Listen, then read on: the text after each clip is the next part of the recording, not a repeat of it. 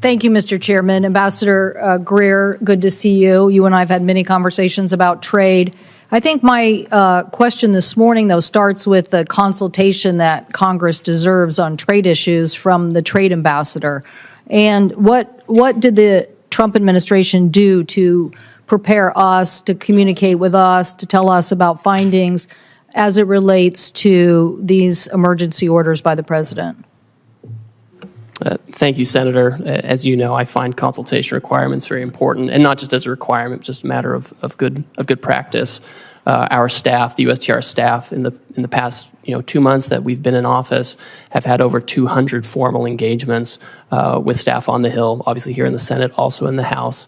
The day of the reciprocal trade announcement, we had our staff also up here briefing your staff.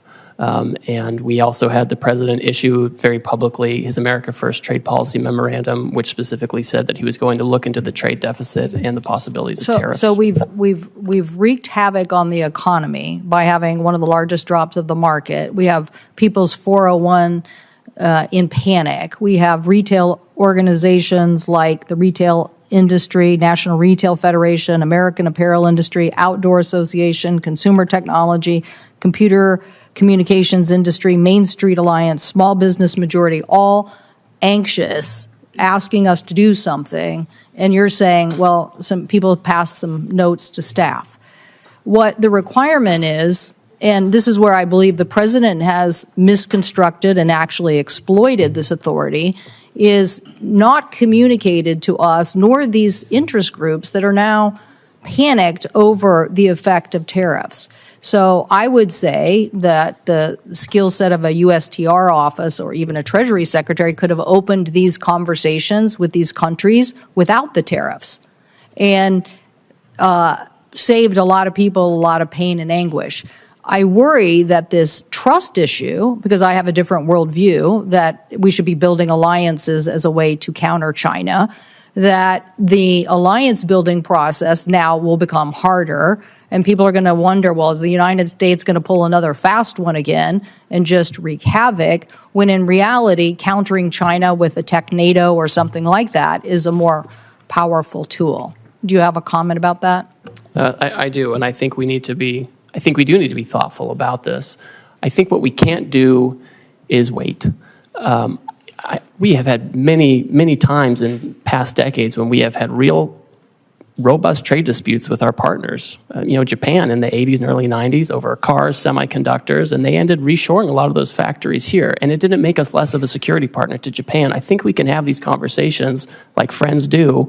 And that's what the president said yesterday. He said, listen, China's trying to retaliate. They're taking a different path. But for others who want to have meetings, I want to reclaim my time for a second because I only have 5 minutes and you have lots of time to answer lots of questions for members. But you can see all my colleagues, we are thoughtful people with specific issues about our constituencies. I just met with raspberry growers. They're concerned.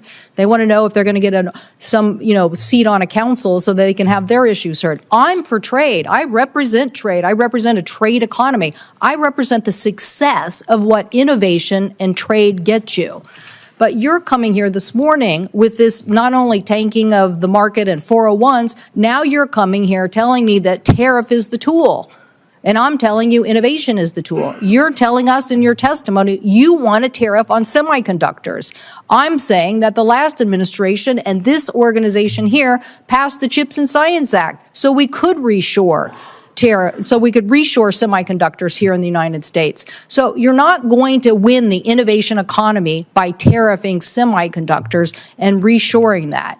I don't know what you think. I'm not trying to get the semiconductor. I want to lead on next generation semiconductor manufacturing because I'm pretty sure I'm sitting next to the Intel ranking member here who's going to tell me if we don't lead on semiconductor manufacturing and semiconductor next generation technology, then we're not going to be leading in defense or in AI or in anything. So I want to innovate my way to that future, and I want to use the alliance power of different countries to force China and other people to follow us instead of this berating of the American consumer who has to pay the price for this policy.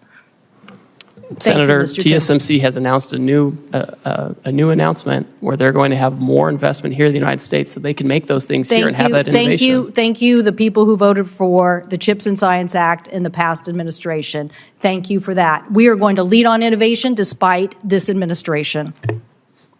Senator Warner. Well, Ambassador Greer, it's good to see you.